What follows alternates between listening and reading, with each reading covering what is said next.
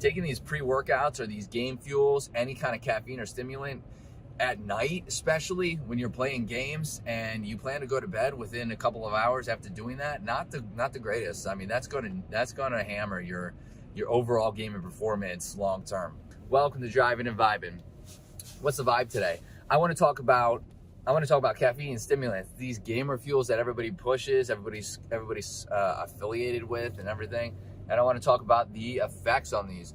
I've been talking about this for a while. I'm going to talk about this forever, but I just literally watched a streamer the other day take one of these. I don't even remember what it was called, and so I'm not even going to tell you the name. I don't want to throw them under the bus, but it was like a pre-workout.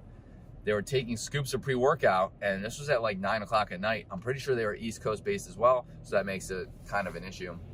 9 o'clock at night. Let's put this in perspective. They took this at 9 o'clock at night. There's an average of a 4 to 5 hour half-life. Half-life meaning that the caffeine will stay in your body and then kind of reduce to the half. So let's say there's 200 milligrams in there. Probably very, very reasonable to say there's 200 milligrams of caffeine in there. 9, 10, 11, 12, 1 in the morning. Now you have 100 milligrams in there. Do you think you're going to be able to sleep with that much caffeine?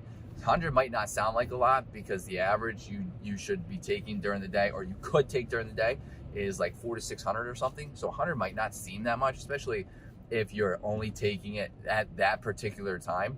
But there's another danger right there. So now you're at 1 in the morning. Now you have 100 milligrams of caffeine.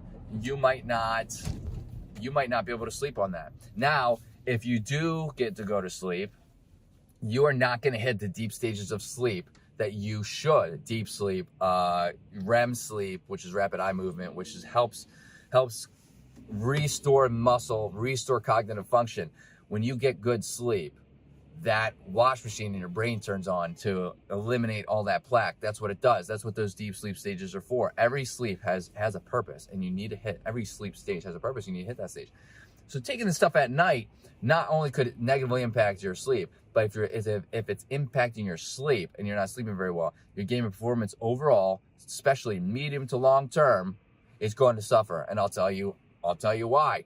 If you have ever stayed up all night and then went to work or went to school or something, and you were so tired you could barely focus, that's what happens in game. If you think for a second that can't happen to you in game as well, you're out of your mind.